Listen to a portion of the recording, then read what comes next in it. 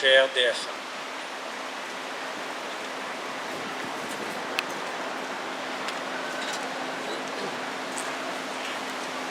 Thomas Jefferson, troisième président des États-Unis, a écrit « Pour tout homme, le premier pays est sa patrie, et le second la France ». Cette sentence procure une étrange sensation chez les Français d'Algérie devenus des rapatriés.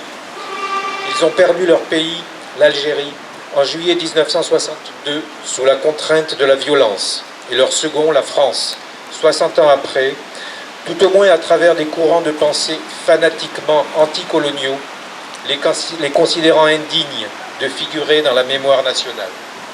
Un rappel à l'ordre s'impose. En premier lieu, la colonisation française, notamment en Afrique du Nord, n'a pas pratiqué l'extermination des populations d'origine comme en Amérique du Nord, en Australie, en Nouvelle-Zélande. Elle n'a pas pratiqué le métissage et l'évangélisation par la force comme en Amérique latine. Elle n'a pas pratiqué le développement séparé avec l'apartheid comme en Afrique du Sud. En second lieu, c'est la tradition centralisatrice et assimilatrice née de la Révolution qui a inspiré pendant 132 ans la politique de la France en Algérie.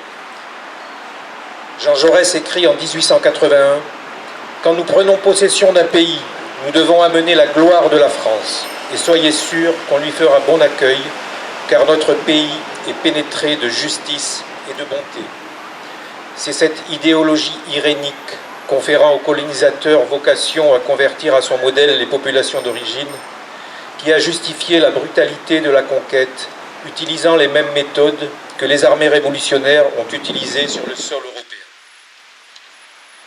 Ce sont les gouvernants de gauche qui ont donné mandat à l'armée, à la fin de la 4e République, pour écraser le FLN-ALN par les moyens les plus répressifs. François Mitterrand, ministre de l'Intérieur, déclarait le 12 novembre 1954 devant l'Assemblée nationale « L'Algérie, c'est la France, et tous les moyens seront réunis pour que la force de la nation l'emporte, quelles que puissent être les difficultés et les cruautés de cette tâche. » Oublieuse de ce passé, la gauche gouvernementale contemporaine se rallie pour se faire pardonner aux anathèmes des héritiers des porteurs de valises et de la gauche intellectuelle sartrienne. En dernier lieu, ainsi que l'écrit Michel Vinocq, historien de la gauche modérée, la colonisation est un phénomène global dans lequel le positif est inextricablement lié au négatif. En effet, en se retirant de l'Algérie, la France a laissé le pays le plus moderne d'Afrique, ce qui n'est plus le cas aujourd'hui. Au bout de 132 ans, l'Algérie, peuplée de 10 millions d'habitants, avec un quadruplement de sa population depuis l'arrivée de la France, était autosuffisante sur le plan alimentaire et même exportatrice de certains produits comme le vin et les agrumes.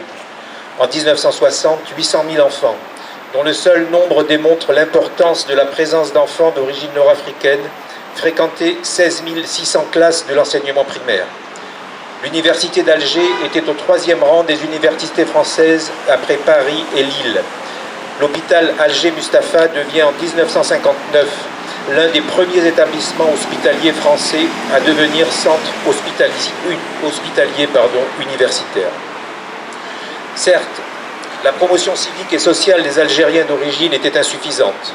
Justement, la 5e République naissante promettait de remédier à la disparité des situations entre les deux composantes de la société algérienne. À Oran, le 6 juin 1958, le général de Gaulle proclamait, comme à Alger, « Il faut qu'en Algérie, il y ait 10 millions de Français avec les mêmes droits et les mêmes devoirs. » Il avait d'abord déclaré que « La France est ici, à Oran, pour toujours », avec sa vocation millénaire, liberté, égalité, fraternité. Avant de conclure, « Vive Oran, bonne terre française !» Il annonce officiellement le lancement du plan de Constantine le 3 octobre 1958, plan ambitieux, qui visait à transformer la condition des populations et spécialement celle des plus déshéritées. Ce plan concernait tous les domaines économiques et sociaux, particulièrement l'industrialisation, l'hydraulique agricole, le logement. Et moins d'un an après cette annonce, le 16 septembre 1959, Les déclarations du chef de l'État affichaient un retournement complet de politique en déclarant que le destin français de l'Algérie n'était pas la seule solution politique. La confiance des entrepreneurs s'effondra, les capitaux tentèrent de fuir. Bientôt, les disparitions et les enlèvements de civils allaient semer la panique dans les rangs des Européens qui choisirent la valise plutôt que le cercueil. Le destin d'Oran, ville française, ne devait pas durer plus de 4 ans et 1 mois après le discours du général de Gaulle de juin 1958.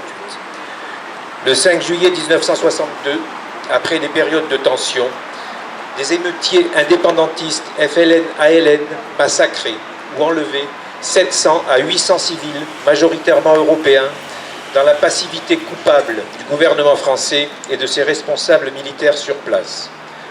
Le peuple français d'Algérie a été victime de la guerre civile entre 1954 et 1962, ce qui échappe au sectarisme de ceux qui pleurent sur les seules victimes indépendantistes. Or, 5778 civils européens, dont 1700 disparus sur une population de 900 000 habitants, ont été mis à mort par le FLN-ALN, victimes d'un terrorisme impitoyable. 48 manifestants pacifiques ont été abattus par des balles françaises le 26 mars 1962, rue d'Isly. Un millier de militaires ont été également enlevés et dès la proclamation de l'indépendance a débuté le massacre de nos compatriotes harkis et de leurs familles.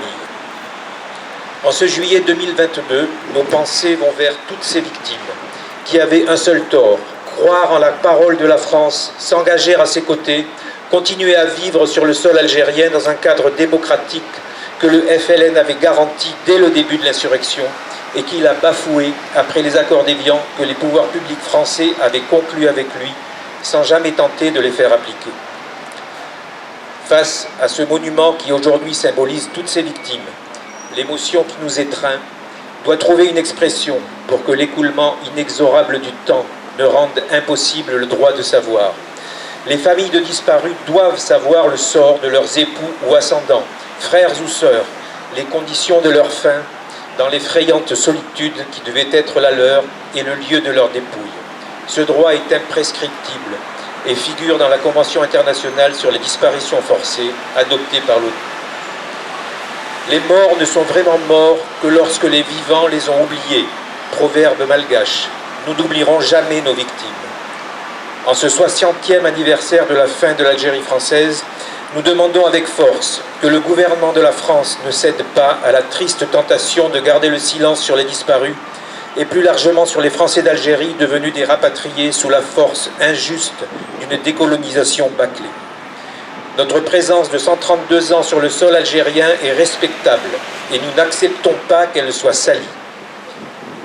Nous demandons également que les victimes du terrorisme pendant la guerre d'Algérie soient éligibles au décret du 12 juillet 2016 portant création de la médaille nationale de reconnaissance aux victimes du terrorisme. Nous souhaitons aussi que soient préservés les 600 cimetières et les 400 000 tombes juives et chrétiennes de l'époque française en Algérie, avec un nouvel effort budgétaire à cet effet. Il ne peut y avoir de bonnes et de mauvaises victimes dans l'écriture de l'histoire de France, sous prétexte que ces dernières défendaient une cause perdue. Je vous remercie.